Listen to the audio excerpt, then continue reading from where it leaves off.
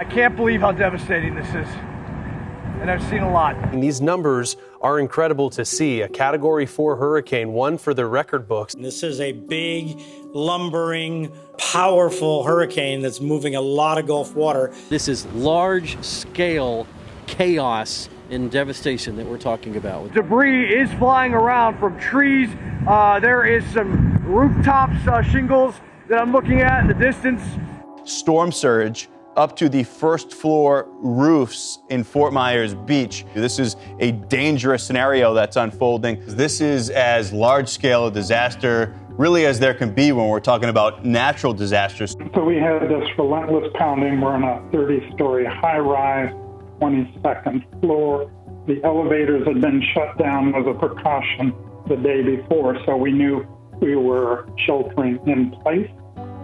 But the severity of the wind and the duration was really staggering. The buildings swayed dramatically. They're designed to do that, but it gave a feeling of motion sickness. Once we start to see the video coming out of some of these barrier islands, we see how much this storm surge flooded and rushed into these towns and communities, just encompassing houses. I had 6 to 8 feet of storm surge that completely flooded, so we had no way of getting out at all, even if we went down the stairs. That's Fort Myers Beach right there, which has now been completely consumed by this storm surge.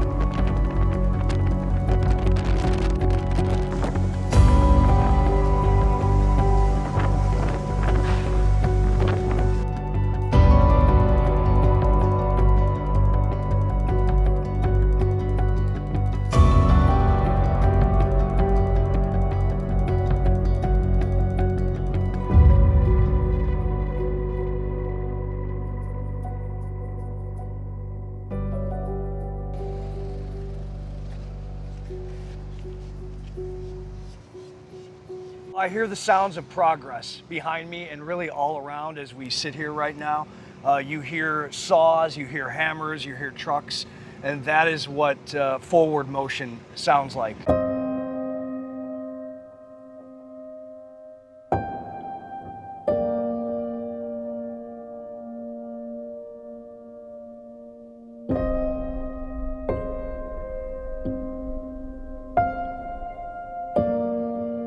At first, you go through the mental battle, right, of, okay, can I even do this? What is it going to take for me to even think about rebuilding? And then you've got all of the hurdles, right? You've got, okay, cleanup. Then you've got insurance. Then you've got finances. How much is it going to cost? Describe to me what this place looked like when you first walked in the doors after Hurricane Ian. Oh, it was devastating. There was mud in here, crabs, shrimp, sea cucumbers, and it was just a thought of where do you even start? I don't know how we can make it because, again, we lost everything. It was, we are normal working people. We are not millionaires. And every penny we had, we have done in this business. And it's completely gone. You have to look no farther than what I have behind me to understand what rescue workers are up against. This home washed into the water. And put yourself in the shoes of a rescue worker that lives here, that grew up here, that has neighbors, that has a personal interest in this. Walking up to, wait a minute, I know who lived here. I think this is their house. Metlache, which is on the very tip of Cape Coral. Beyond this is Pine Island. You can't get there from here because the roads, the bridges have been damaged or destroyed. And so now rescue crews are going by helicopter, neighbors are going by boat as they continue their home-by-home search and rescue efforts. And how do you approach some of these buildings that have collapsed? Where do you begin to try and search and see if someone was inside? Trying to deal with just the human emotion of that in the moment. No individual can carry that weight and go through that. Or being like where we're sitting right now, which is called Times Square on Fort Myers Beach. Retail shops all lined here before the storm came in. Good evening from Fort Myers Beach, this key that stretches here right on the Gulf of Mexico. As a matter of fact, I was live here the morning of the storm. And at 9:45 a.m., we decided to retreat because we knew the storm surge was coming in. but you see the sandbags there at the restaurant here and this bar.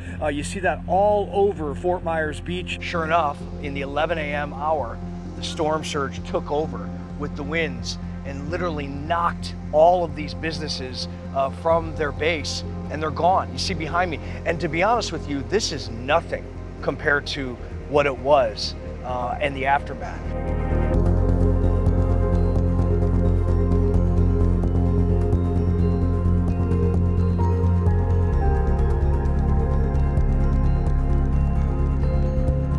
After we retreated from Fort Myers Beach, where we're sitting right now, because of the surge, we went to downtown Fort Myers to do our live reporting. It's block after block of the water that has come in from the river over there. There is debris floating and flying, and you see the wind just pushing the water all around the surge in. And we're starting to see this unraveling continue as Ian makes its way in.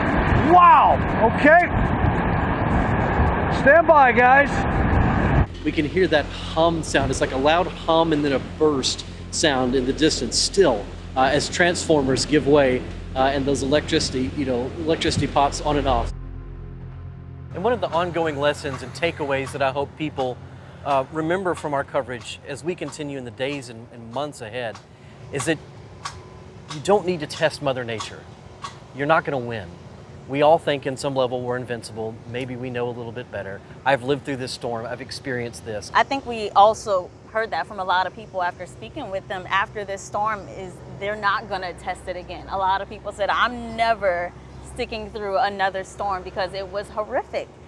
There was a man that I interviewed that rode out the storm, and he was posting about it on social media, and he had people worried about him. I didn't realize that I had more than 2 million people watching, concerned. I had tens of thousands of messages of people worried about me, but now it's all gone. Every last bit of it. Every truck, every fitting, every part, every tool, everything is gone. But it's replaceable. It's tough. It is really hard conversations, hard to approach these people knowing what they've gone through, and then you're almost just a listening ear for them. My little home, she's 83 years old, and she has gone to heaven. And that's how I look at it. Our help is the camera. Our help is continuing to show the nation and telling the stories of the volunteers and the rescue workers that are here. The main thing that people really want right now is a hot plate. So we've been grilling. This is our 4th day that we've been here, and in 3 days we fed over 600 people that came to eat. They're here day after day, and earlier we were talking about how overwhelming this is in the moment, but I feel like, for me at least, that's where I find the strength, is the fact that this is my contribution. It reminds me of the fact that the amount of people that all of us have talked to and interviewed and listened to and shared their pain and their trauma, this is their life. We are bringing that to the viewers, but this is their daily livelihood. What do they do? Where do they go? Who do they call? Where do they sleep? Where do they eat? What if they have no car? All these things compiled together. Imagine it.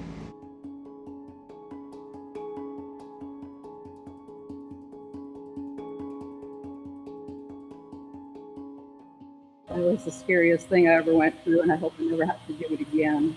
I just wanted to save my brothers, one, could walk with a little assistance, so I got him upstairs, but my other brother, of course, in the wheelchair, I got him out of the wheelchair to the top landing, or not to the top landing, to the bottom landing, and, I just had to inch him stair by stair as the water rose. I just tried with a gate belt to get him up the stairs, but, he kept sliding, and he kept saying he was tired all the time, but I tried to coax him as much as I could. Everything's gone, and they don't understand. My brothers don't understand. They're wanting to know where Christmas is going to be. Is Santa going to bring them their bikes? Is Santa going to do this? Is Santa going to do that? Is Santa going to find where we are? My other brother's like, when are we going to go back to Florida? He doesn't understand he is in Florida.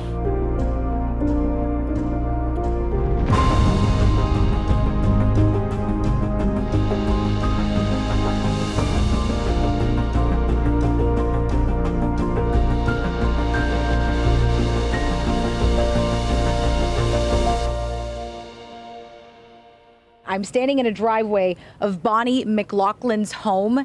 I met a woman named Bonnie, and something about her energy reminded me that despite every crevice of this place looking absolutely decimated, that it is that hope, that is that fuel that keeps people going, that's what gets them to wake up every day and keep sweeping up their driveway. I'm so happy that you're okay, that you're here today with us. I can't imagine that day for you. One cat and I waded out into the hurricane. I had my back brace on. It gave me some buoyancy. I was kind of floating. We made it over next door, and the neighbors took me in. They risked their lives. I met her on her birthday, and she told me, this is the best birthday I've ever had. Happy birthday to you. Happy birthday, dear Bonnie.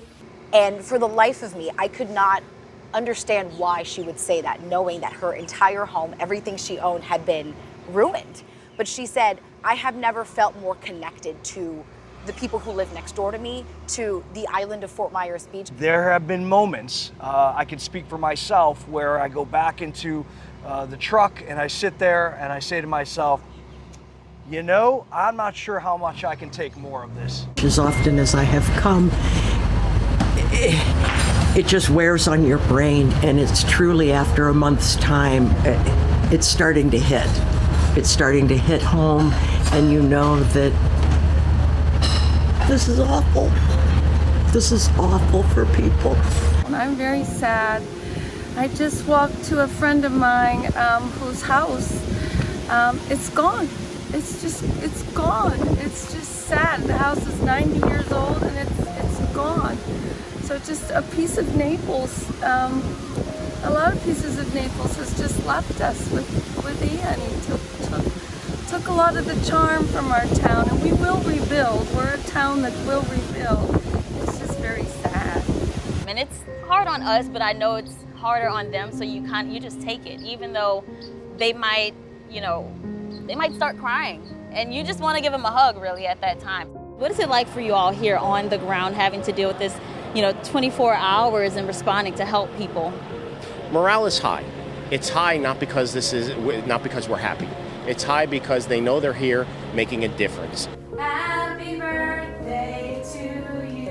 Oh, this is so great. This is the best birthday I've had in ages. It was hard for me at first to understand, I think, because, again, you look around and we've covered these storms. We see this, and even this storm is still hard for us to understand how this level of destruction happened.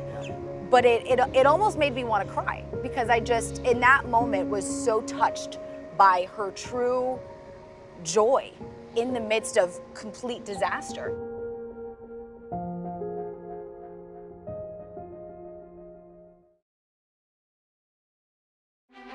At Fox Weather, no matter the situation, we've got you covered. Through the best and worst weather and everything in between. We're all in this together. Because there's nothing more important to us than keeping you safe. From morning forecasts to holiday travel, we're here for you. We have a passion for weather and a passion for people. That's why we love what we do. Fox Weather, weathering it together.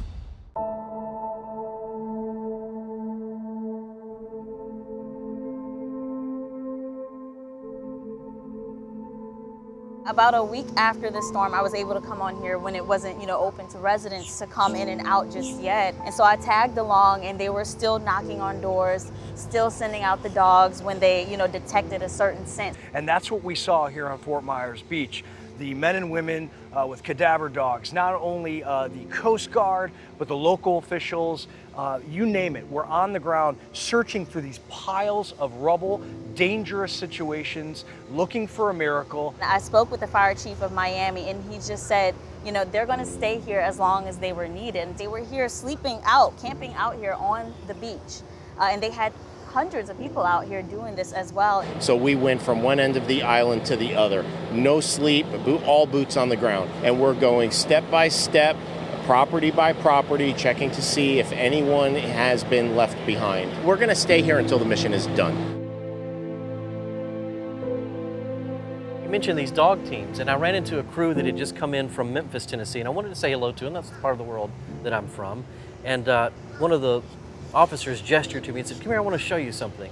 And she said, "These dogs have been working 12 and 14-hour days for days and days on end." And I looked in the back of the car, and the dogs were just passed out, exhausted, panting in their sleep almost. But it's also so important for the people who are watching at home, not just to see the amount of people that are out here, but to understand how long that process takes of finding those people.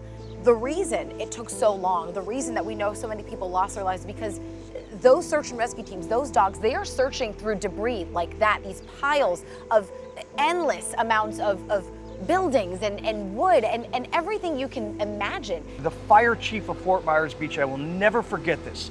I stood there interviewing him and I said, "Sir, tell me what this is like compared to other first responding situations you've gone through." He paused, he looked down, he looked at the camera, and he said, tears coming down my face. I've never experienced anything like this in 35 years on the job. And you know what? He's right. For first responders, including emergency officials, aid groups, and even members of the community, the post-traumatic stress is real. We have processes in place with regards to PTSD. We have therapy dogs that are here. The opportunity for each member each day to kind of talk about what they've seen, what they experienced, and allow them the opportunity to either to cope with it, and then they feel the need and the commitment to continue going because they know they're making a great impact on a community that has been hit with such devastation. Sometimes when we think about disasters, we might think about certain populations being hit, but disasters don't discriminate. It's hit everybody alike.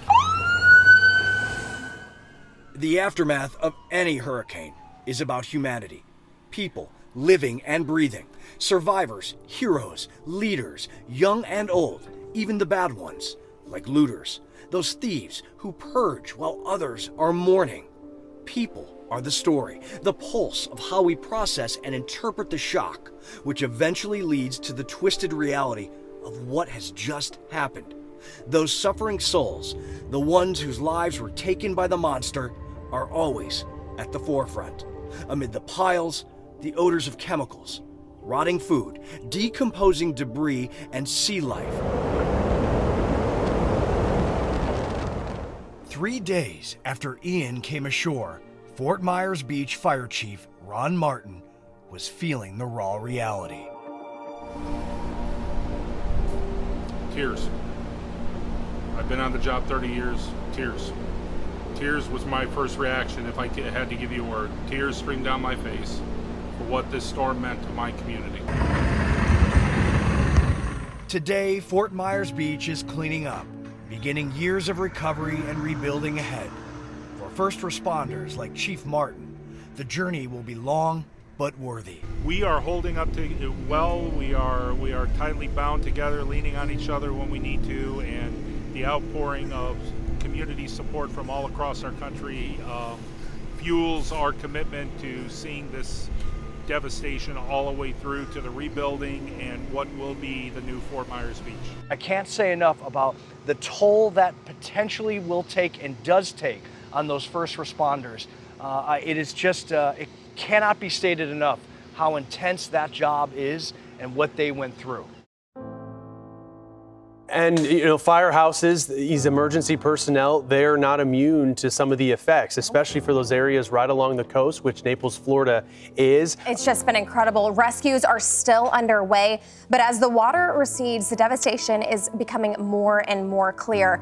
And you can see some of that right there. The mayor says that even though there's video of the Naples firehouse being swamped with water, firefighters were making rescues all throughout the night. I think when you start to have floodwaters come into your home and it starts getting to be 3-4 feet, you certainly get extremely nervous and causes them to call us. But fortunately, we gave them the advice to just get on a high point in your home and remain there and remain calm, and we'll be there as soon as we could. And they all heeded that warning. I've been here for 33 years. I've been the chief for the last 6, and there's been nothing like this at all. I've been through every storm since Andrew here in Southwest Florida.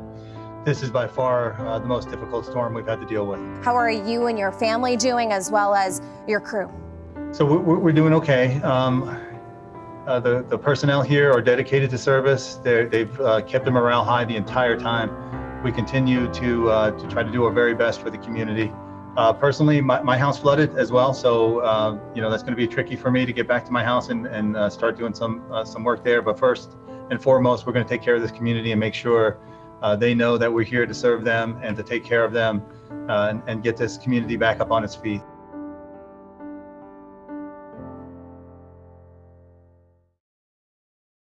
The Fox Weather app. Make sure your Fox Weather notifications are on. Not just a forecast, an experience. Easily accessible. With the tap of a finger. Only as time passes, this is going to get worse. The power of the storm is being unleashed. Fast. Reliable. And best of all, tailored to your location and your needs. We do appreciate you joining us here on Fox Weather. Fox Weather. We've got you covered. Download the free app now and make it your own.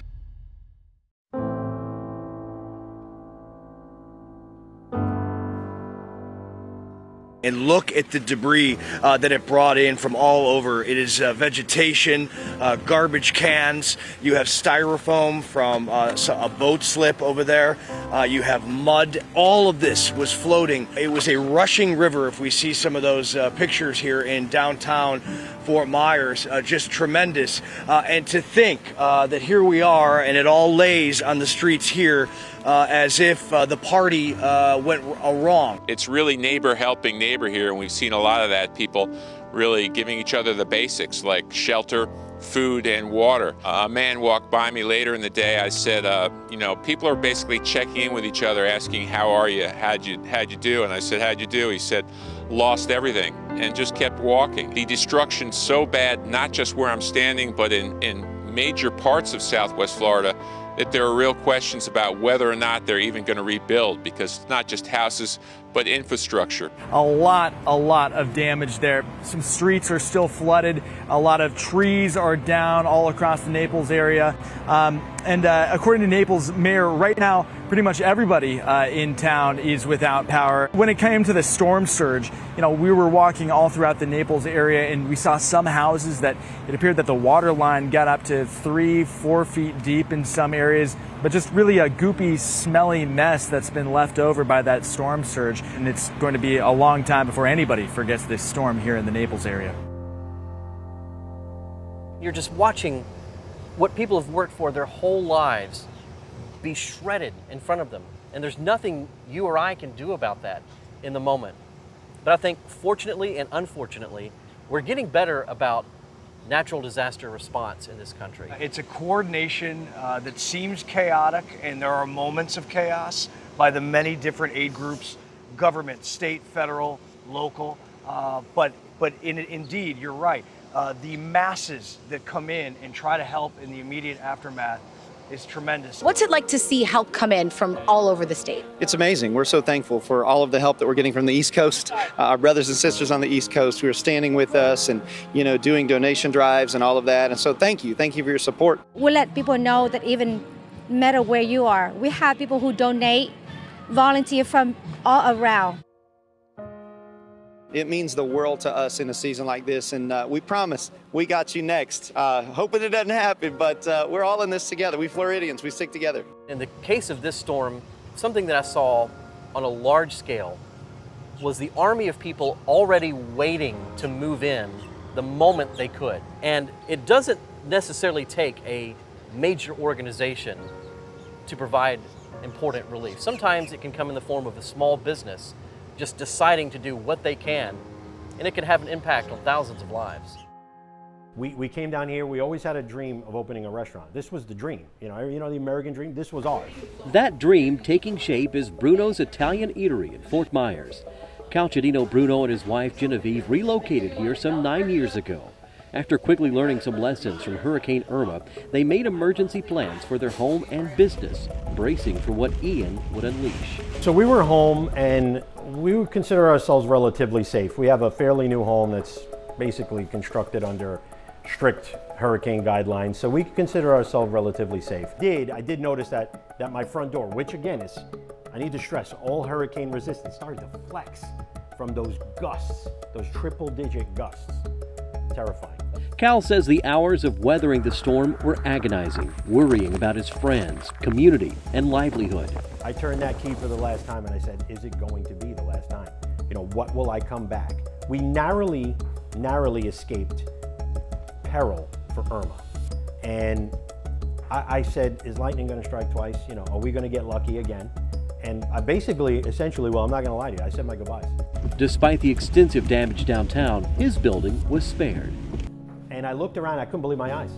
I couldn't believe my eyes. And once we thanked God for that, we said, okay, so God has spared us. What can we do here, now, right, immediately? So Genevieve, my wife, got on the phone, and you know, we're tied in with law enforcement here. Everybody, we're very appreciative, and all the local government and whatnot. So she got on the phone, she started saying, what do you need?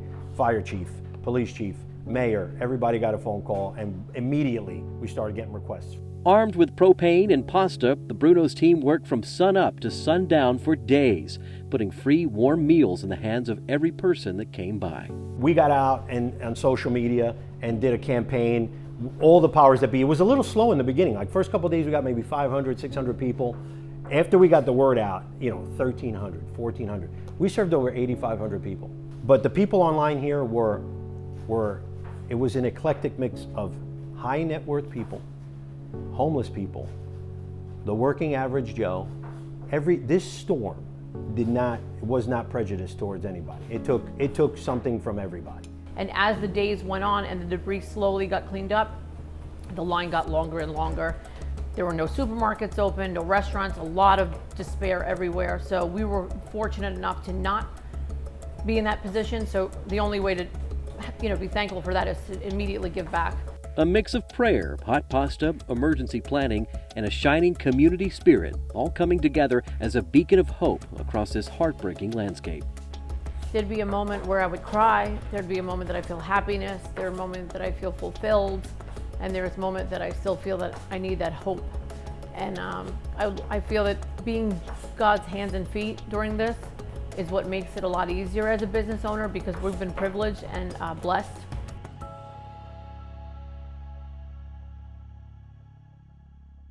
What you see behind me is just a sliver of the effort that so many people are bringing into Southwest Florida to try to get that help and to just bring some hope here. One Florida teen is making and delivering baked goods to raise donations. She's giving the money to Hurricane Ian survivors in Fort Myers. I've been making cookies for people down there, just chocolate chip cookies, and then we've been collecting donations as much as we can, and then once a week we go to Fort Myers to deliver them, at least once a week. When you've seen some of these donations come in and you've been able to see the need that people have, what is the most meaningful part about being able to give back? When I went there for the first time, seeing that it was so much worse than we, over here, at least that I've heard.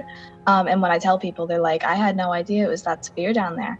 I realized, these people really need help, and we're so fortunate, or at least I'm so fortunate, to be in a home, come home to my bed every day.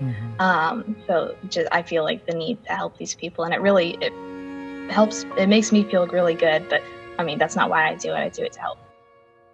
Dominic was inspired to donate his entire piggy bank to hurricane relief. What made you want to, donate all of your savings? Because I love Florida and I'm trying to help people. I had a lot of empathy and I felt absolutely helpless just seeing that devastation. I felt like there was nothing I could do, but when we brew a beer every day, we have a really good, tight-knit beer community here in Miami. And I thought maybe we could brew a beer and get other breweries to also brew that beer so that we could raise more than just we would be able to raise on our own. And you're going to give this IPA a special name, Florida Strong? Florida Strong, yeah, to illustrate, Florida breweries coming together to help each other out. What does it mean to be able to do this, even though y'all were, flooded here as well? It looked about 2.5 feet, right? Yes. The sad part here is that we lost a lot of food because it got wet. And our van, the only van that we have to go and pick up food with the stores, is gone. But, there's people that are coming from all over the United States. And I said, why do you come from Wisconsin? That's too far. She said, when we had a problem in our place, Florida was there. What inspired you all to do this here? I know y'all are coming from Georgia and then you're from Tampa. We were very fortunate to be here 47 years ago when we left our mother country, and we had nothing. And American opened their arms for us, and we are very grateful, and we just wanted the opportunity to say thank you, America.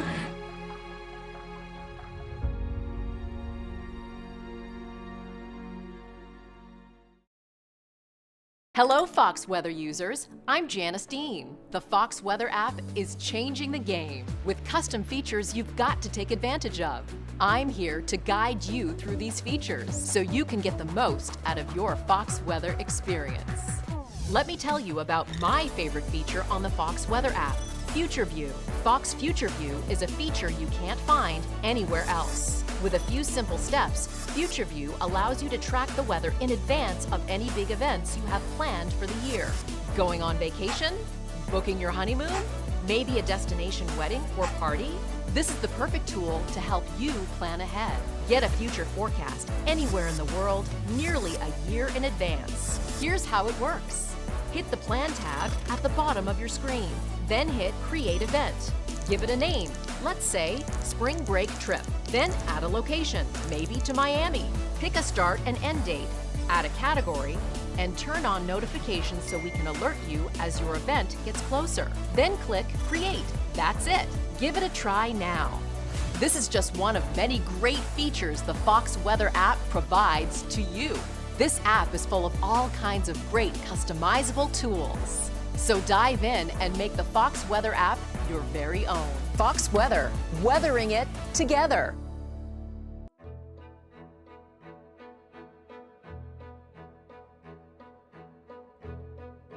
You know, the term looks like a war zone is tossed around a lot in scenarios like this. But the reality is if one's been in a war zone, I have, unfortunately, this is worse than a war zone. War zones are intermittent pockets of just destruction. This is a widespread piece of destruction. I was so lucky to call Fort Myers my home for 3 years. And I cannot tell you the emotion that I felt coming back to it so many years later and seeing places that I loved, that I visited on a daily basis. I mean, this beach was one of my favorite places to go. And to see it this way now is so heartbreaking. But to see the faces of the people who worked tirelessly to make those businesses happen, to build their homes here, that is even more painful. When you've lost almost everything you ever knew, your home, your neighbors, your community, you hold on to what you can. You don't know what you missed till you don't have it. Curtis Ferris is alive. His home, one of the few still standing. Lucky. But the life he once knew and the barrier island he's called home for 25 years is still off the grid. You don't realize even your toothbrush is electric. If you don't have electric, what are you going to do? It's why he believes the little things, like getting a hot meal or a clean shirt, is more than just a small act of kindness. You don't see that in a lot of places in the world anymore. I mean, the guy's doing laundry, and he owns a brewery. You know, you just don't see that. I've done more laundry in the last 3 weeks than I've done my entire life. Probably close to 1,000 loads already, and he's just getting started. I just want to get out here and help people and try to make their lives easier. It started less than a week after Ian's landfall. Rob White had just gutted what was supposed to be his brand new food truck for his booming business, Fort Myers Brewing Company. It's where you would have usually found White working before the storm. Here, he brews, cans, and sells more than a dozen custom beers that quickly became Southwest Florida favorites. But these days, he knows he's needed elsewhere.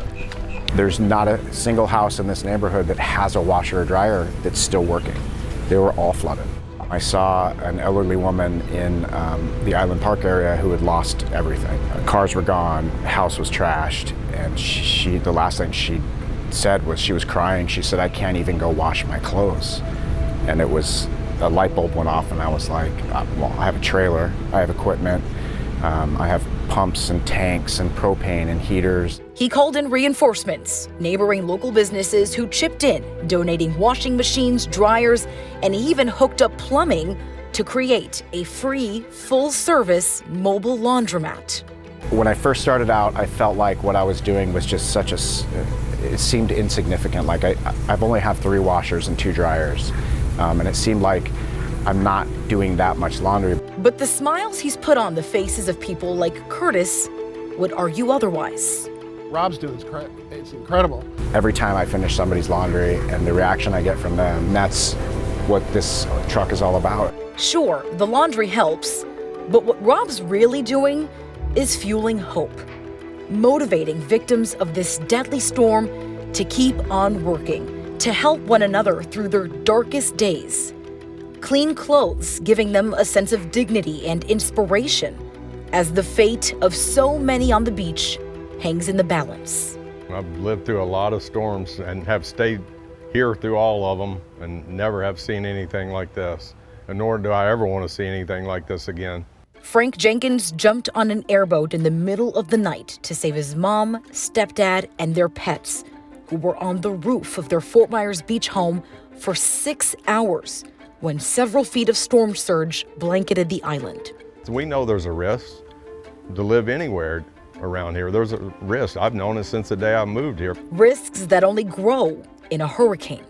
Today, as many hope to rebuild, to rise from the ashes of Hurricane Ian, some fear that their beloved paradise may not be their home ever again.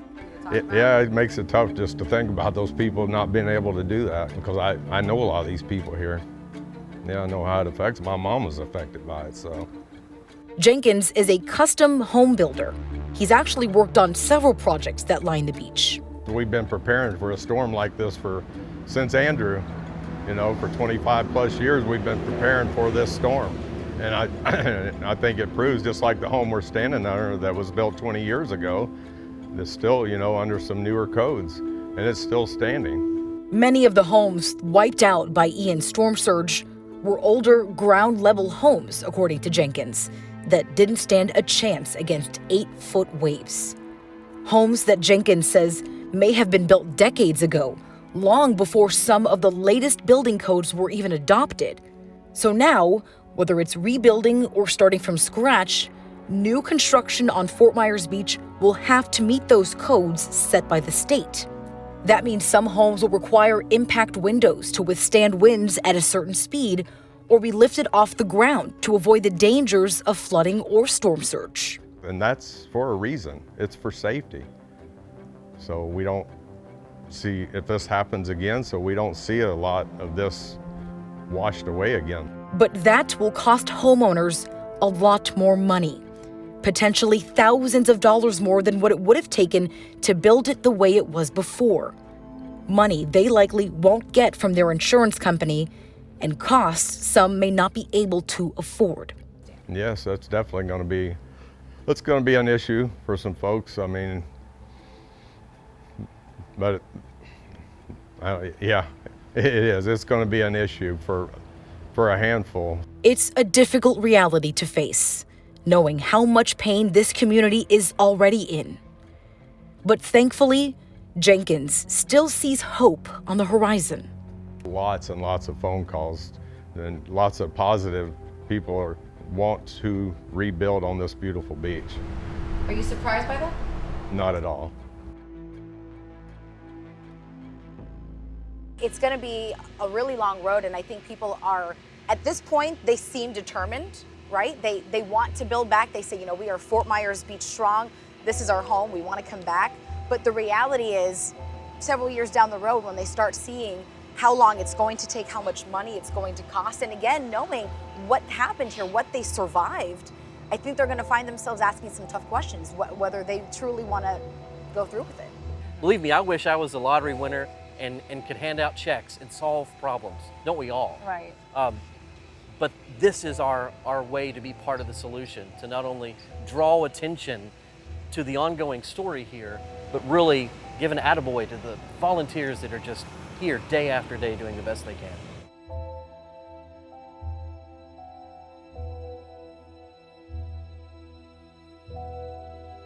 There are a lot of people on Fort Myers Beach who've told me they're just not sure they'll be able to rebuild here, or that they'll even come back to Fort Myers Beach, because they know that for some, either it may be not feasible in terms of finances, but there's also a little bit of fear that if this storm did this, who knows what the next one could bring.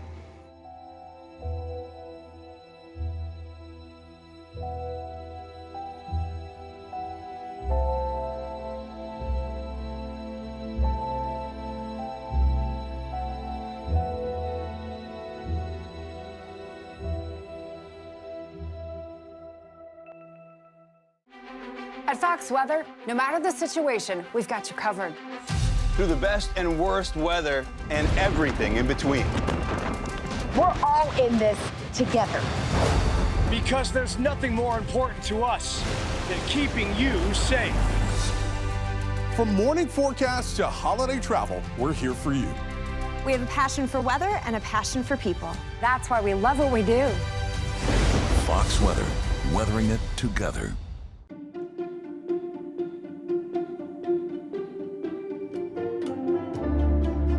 I found, after this storm, it was really like putting a puzzle back together, although we know it will never go back to where it was before. I found a lot of the residents here were really trying to gain back some of those precious memories that they were holding on to for so long, and obviously that included pictures.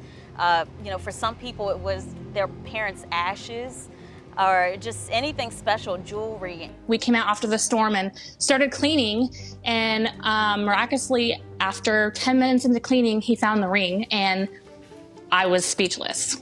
The only words that I can say is faith from God. There were so many groups of people posting things that they have found, and they're trying to figure out, who does it belong to? Is it yours? And I mean, it could be something, that we might think doesn't mean anything to someone, but they're posting it because you don't know, what value it has to another person. I'm at my particular ground zero. After Hurricane Ian, there was determination to take back or return belongings and sweet memories the storm swept away. This is our personal lives just strewn about. Here you can see water rising outside of Trixie Parks' Fort Myers Beach home. She's one of many we've met looking for things they wished they saved had they known the outcome of Ian. I'm still looking for my mother's urn amongst the rubble, green floral urn. But if anybody comes across, please let me know. Parks shared her search to a Facebook group dedicated to lost and found items, hoping someone would spot it. And I did search, and I did. I found the weirdest things, and things that weren't mine, and, things that didn't matter to me. She's not alone. People across the island were often seen searching through the rubble as things drifted everywhere. Walking around, you were bound to come across something. I stepped over here and I'm finding someone's photo. So someone's pictures of cars. Look at this one. You just think of all the pictures you have as a kid. Erin Fields posted to Facebook as well, hoping to return photos her family found in their pool. Somewhere in a purple bin, maybe 4 to 6 albums. Getting the help of her daughters as well. We cleaned the photo albums and we helped take out the pictures and save the ones that needed help. They're keeping them safe until the owner claims them. Photos seem to be a common find in the impacted areas. Police officers on Marco Island, about an hour south of Fort Myers, found a prized photo in the sand, using social media to find this best dad ever. And, they were surprised. They were very surprised that once we contacted them and said we had the photo, because it was one of the few things that they got back. These items, carrying a lifetime of memories, brought strangers together during a time of need. However, they aren't indestructible. Just sit it right in there, get it set up, and then it should be set to go. Photographer Krista Kowalczyk is using her skills differently after Ian, volunteering to clean and save original photos or create a digital copy. My grandchildren, for example, how can we recover these kinds of things? They're just like, here, take these if you can save them. They seem defeated is what I'm gathering when they're giving me the pictures. We were going through things to clean out, and all of a sudden I found all these photo albums that were my stepdad's family, my mom's family, pictures of my brother that has passed away, and I lost it. Laura Kendall's family home in Cape Coral, Florida flooded. The water tried to claim her photos. Now connected with Krista, her family pictures are in good hands. They have both been thinking that all these pictures are gone. Krista's had photos from about 20 families come through her home, covering every flat surface, filling her house with pictures of people she just met. I've had people in my home just brought to tears that something was saved when they thought everything was gone. They have these family memories and these heirlooms and these precious photographs that were able to be saved. Krista, I don't know how. I don't know how to thank you. She's my angel. Now, saving these pictures took an army. She enlisted some other photographers to go ahead and help restore some of these pictures digitally. So this is an original, and this one was restored. I mean, the quality is amazing, and I'm learning it could take 30 minutes or up to a couple of hours to get this done. Krista saving those photos was a huge, huge relief for me because I felt like my mom lost part of her heritage. I mean, we found pictures from the early 1900s that were my dad's family's family, you know, from years and years ago that he didn't even realize that they had. What I'm doing is such a small part. Everyone I know is involved, whether it's delivering meals or helping with cleanup. There's so many aspects of this. For some, helping meant returning lost giants. We just took down our lights and stuff like that. Jude Weatherly is a server who converted to the cleanup crew at the Yucatan beach stand. Look around, there was a lot of damage when we first came. Our swing bar was completely tipped over. Their iconic statue, the Tiki Guy, was missing. So I called Tommy, the owner, and asked, hey, do you want me to bring your Tiki back? And he said, absolutely, get it back there. Joe Orlandini used his resources as a contractor to get the statue. It was visible from the bridge which leads to the beach. See what condition she's in. It was really nice to see the Tiki Guy come back because, we thought he was lost for a while, and that's really like a big symbol of Yucatan. It didn't stop with the Tiki Guy. After posting this to social media, tips led him to return others, like this life-size giraffe. So I got my guys, loaded up the trailer with the giraffe, and brought it back and tied it to the tree. And then, of course, I got a call about the gorilla. Gentleman, Chris Primo, told me where the gorilla was. So we instantly went and got the gorilla and brought it back. Strangers, now friends, banding together to find the pieces, large and small, that were part of their homes and lives. Pieces that bring some comfort and a little humor to these difficult days after Ian. So I found that to be really inspiring from these people, and I think every little bit that they can grasp onto really helps, them find comfort during this time.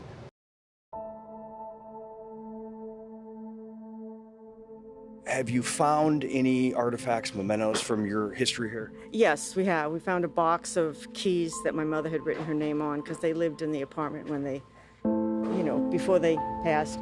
And yes, we're finding a lot of things. We're finding some jewelry, and we're finding the man next door completely lost his cottage. We found some of his photo albums, so things like that. It's overwhelming, is the best way I can put it. Overwhelming. From your perspective, someone who has gazed upon these streets for many, many years with, love for your island, your thoughts this morning as you look down this street right now? Debris everywhere, and most of it doesn't belong to the people in these houses.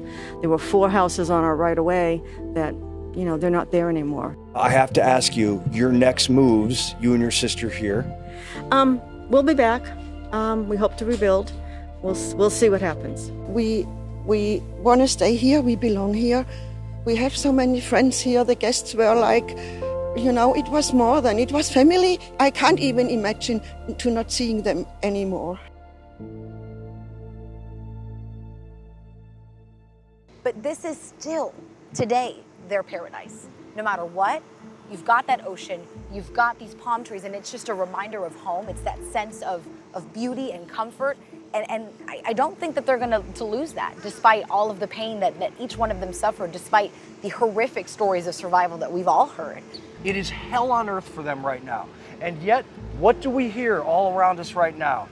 The sounds of progress, the sounds of humanity moving forward, pushing forward. That's all people can do. I'm amazed to see how early in the morning and how late at night these crews are armed and ready to go. It picks up starting at 5 o'clock in the morning here, well before daylight and continues on through sunset. And now dotted up and down the island, American flags everywhere. That also gives people hope. Some sort of feeling of, you see that flag? This is what it means to us, and we're gonna keep punching and moving forward because of that. And the only thing that people can do, and they are doing, is try to put one step in front of the next every single day. We are still strong, we too. We are getting help from friends, and somehow we will be back.